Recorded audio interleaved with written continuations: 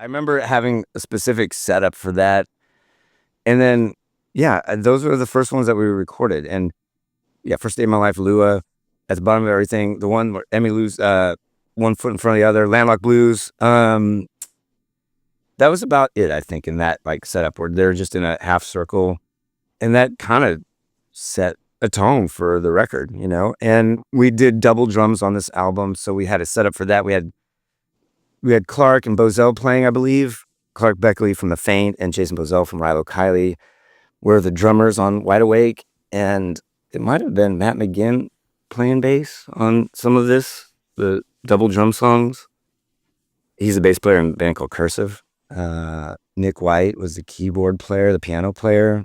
He was in a band called Tilly and the Wall at the time. Maria Taylor also sang. Yeah, it was kind of a mixture of old school Nebraska, fucking Saddle Creek people, and New York folks that played on these records. But yeah, it started with the core acoustic songs, I believe, and in the most minimal way that we had recorded, which is live, everybody together, sitting right next to each other. And that kind of set a tone for how the rest of the songs would kind of unfold, I think. So it really felt like a lot of just friends making music together.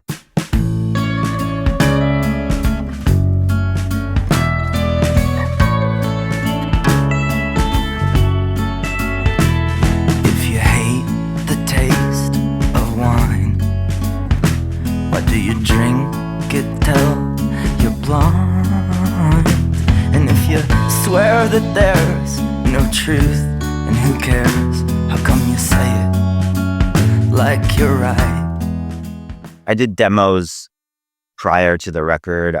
Jesse Harris and I did some in New York, just in a really small studio, like up in the Sony building, because that was like my publisher at the time. And they had like a little free demo studio you could use. And then I also demoed in my house in Omaha, and my friend Jason Bozell, who he's been in million bands and played with us, but he was in Rilo Kiley, the band from LA that we became friends with and ended up kind of joining our gang of Saddle Creek records and things. But anyway, it was one of the first times I really played with Jason as far as like arranging a song. And when I played out doing, like the little waltz guitar thing, I think I had a inclination to play it really slow. So I remember like when he got in there and started doing a little more upbeat drum part, I think it like turned into a different thing. And that I, because I can hear the old version that's probably half a copy of it that's like a lot sort of more maudlin and slow. And he put a little pep in the step. So like the first time I heard it, I remember thinking, dang, this one's long. Like there's a lot of verses. It was such a trippy story. And I remember thinking, how do we make this waltz sound not like a waltz or something? 1, 2, 3, 4, 5. But the song itself, like the title itself, We Are Nowhere and It's Now, is compelling to me. It was just moving to me to have that imagery. And that was one of the first things that I thought. But I did think, man, these verses are kind of long. They keep going. What are we going to do? In our wheels that roll around as we move over the ground. And all day it seems we've been in between a past and future town. We are nowhere and it's now. We are nowhere and it's now. Conor and I flew to Nashville to record with Emmylou Harris, there. And that was a trip because she's Emmylou Harris. She didn't even know. I mean, I think, was it her daughter or granddaughter? One of her like relatives that were like our age liked Bright Eyes. And so she took the job. She's like, okay. Well, that was very much a shot in the dark. Like I said, we were making that kind of record, and there was parts where we wanted harmonies and, just kind of thinking about, who would make sense with the songs we had. And, obviously she's kind of the queen of that style of harmony and music, and we're big fans. So yeah, I just reached out to her via whatever connection management stuff or something. Somehow we got the versions of the recordings to her, and she agreed. So it was amazing. So I flew down to Nashville and we recorded her. I can't remember what studio. You guys have so many beautiful studios down there, but it was one of the old school ones that kind of had like a churchy quality to it. And I remember sitting down on the couch in the control room, and she had the recordings before, and she's like, "Oh, let me show you the harmonies I came up with." So I'm sitting on this little studio couch, and they're playing the track through the speakers, and then she starts singing next to me, and man, it was a pretty surreal, intense feeling, because it's like this voice I've heard, my whole life more or less, and she's singing like my words and singing to my song. So that was very special. She's such a lovely person and very generous to do that for us. We Are Nowhere and It's Now. I remember she was like, I don't quite get this song. Like she was like, I don't get, what is this about? And I don't even remember what Conor said. Like he said something kind of basic. Like, oh, okay. Like she's just a naturally gifted harmony singer. She's sung on with everybody, like the most classic, the best songwriters in the world. And she's a fucking classic songwriter herself. With an amazing voice. And like this one, because she never rehearsed. We walked in the studio. We had sent her the songs, and I know that she had listened to them and must have maybe hummed along with them in her car or her house or whatever. But we came in, hit record, and she's like, I can't quite find my harmony. We're like, what are you talking about? This sounds great. Like this was one song where when we were recording it, I remember her not as happy as she was with like Landlocked Blues and another traveling song. That one was done within like the first take. So yeah, so I think it was because we had 3 songs. Generally speaking, we kind of like using or having an element at least be on an album 2, hopefully 3 times, just to make it feel cohesive. But with We Are Nowhere and It's Now, that one was a trickier one. And Conor, I remember wanting that one in particular. I think it is because it's so long and there's a lot of verses that just to have some shape to it. He really wanted her to sing a lot more on that one. It just felt like an important moment, and we just wanted to feature her voice. I think she sings on like 3 songs, maybe.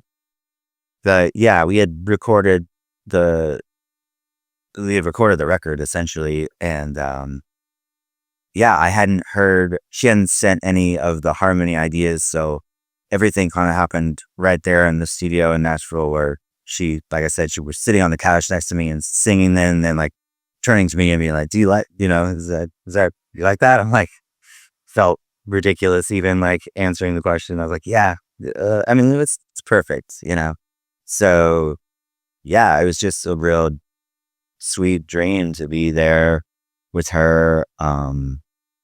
Yeah, my friend Maria Taylor, who also sings on the record, and she played with us a lot back then. She was with me, and Mogis was down there. But I remember like at some point during that thing, like Maria had to like go in the hallway of the studio and was like crying, like overwhelmed with, how beautiful it was that she was like saying, in like a 10-minute dream in the passenger seat while the world was flying by. I haven't been gone very long, but it feels like a lifetime.